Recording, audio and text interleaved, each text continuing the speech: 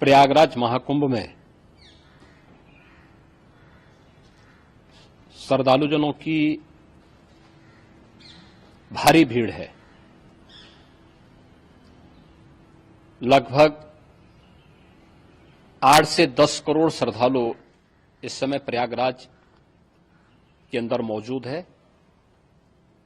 कल भी 5.5 करोड़ श्रद्धालुजनों ने महाकुंभ का स्नान किया था। ये जो भारी दबाव श्रद्धालुजनों के कारण और श्रद्धालुओं के संगम नोच पर जाने के कारण वहां पर एक बना हुआ है, लेकिन पूरा प्रशासन मौके पे वहां मौजूद है। रात्रि को 1 से 2 बजे के बीच में अखाड़ा मार्ग पर, जहां पे अखाड़ों के अमृत स्नान के दृश्य से बैरिकेड्स भी किए गए थे, तो बैरिकेड्स को फांद करके आने में कुछ श्रद्धालु गंभीर रूप से घायल हुए हैं। उन्हें तत्काल हॉस्पिटल में पहुंचा करके उपचार आदि की व्यवस्था उनके लिए की गई है। उनमें से कुछ श्रद्धालु गंभीर रूप से घायल हैं। लगातार प्रशासन स्थानीय स्तर पर श्रद्धालुओं की सकुशल स्नान कराने के दृष्टि से रात्रि को कल सायंकाल 6:30-7 बजे से ही मौनी अमावस्या का मुहूर्त प्रारंभ होने के बाद से ही लगातार लगा हुआ है।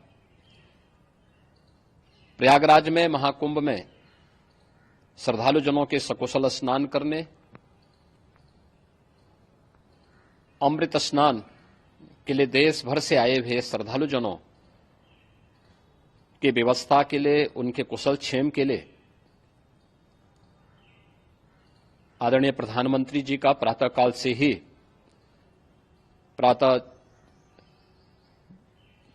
ही उनके लगभग 4 बार प्रधानमंत्री जी ने हालचाल लिया है।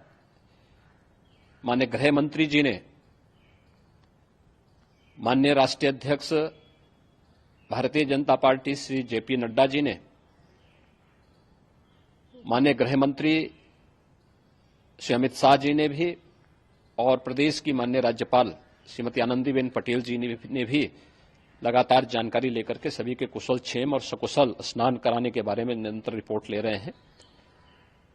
हम लोगों की प्रातःकाल से ही श्रद्धालुजन जो भी आए हैं वे स्नान कर सकें, इसके लिए यहां पे उच्च स्तरीय बैठक भी चल रही है, जिसमें मुख्य सचिव भी हैं, डीजीपी हैं, प्रमुख सचिव गृह हैं, मुख्यमंत्री कार्यालय के अपर मुख्य सचिव के साथ साथ एडीजी लॉ एंड ऑर्डर के साथ साथ अन्य वरिष्ठ अधिकारीगण मौजूद हैं। प्रयागराज में हालात वर्तमान में नियंत्रण में हैं, लेकिन भीड़ का दबाव बहुत बना हुआ है। अखाड़ा परिषद से जुड़े हुए पदाधिकारियों के साथ मैंने स्वयं भी बातचीत की है। आचार्य महामंडलेश्वरों से भी, पूज्य संतों के साथ भी मेरी बातचीत हुई है, और पूज्य संतों ने बड़ी ही विनम्रता के साथ इस बात को कहा है कि नहीं, श्रद्धालुजन पहले स्नान करेंगे और फिर जब उनका दबाव कुछ कम होगा और वे सकुशल वहां से निकल जाएंगे, तब हम लोग स्नान करने के लिए संगम की तरफ जाएंगे। अभी पहले श्रद्धालुजनों को, चूंकि देश भर से आए हैं, तो इसके लिए उन्हें सभी अखाड़े इसके लिए सहमत हैं और सभी लोग इस व्यवस्था के साथ जुड़े हुए हैं। लगातार इस दिशा में हम लोगों का प्रयास है कि जो अब तक प्रातःकाल से ही आपने देखा होगा, कल मैंने बताया कि कल लगभग 5.5 करोड़ श्रद्धालु कल महाकुंभ का स्नान किए हैं, और आज प्रातःकाल तक लगभग 8:30 बजे तक 3 करोड़ से अधिक श्रद्धालु स्नान कर चुके हैं, और ये लगातार जारी है। लेकिन संगम नोच पर, अखाड़ा मार्ग पर, नागवासुकी मार्ग पर लगातार दबाव बना हुआ है, और वहां पर श्रद्धालुजनों की सुविधा के लिए भी हर प्रकार की वहां पर प्रशासन पूरी मुस्तैदी के साथ लगा हुआ है। और इसीलिए मेरी अपील है पूरे प्रदेशवासियों से, पूरे देशवासियों से और सभी श्रद्धालुओं से भी, सभी पूज्य संतों से भी कि अफवाह पर कोई ध्यान न दें, संयम से काम लें। ये सब आयोजन सभी लोगों का है। प्रशासन उनकी सेवा के लिए पूरी तत्परता के साथ लगा हुआ है।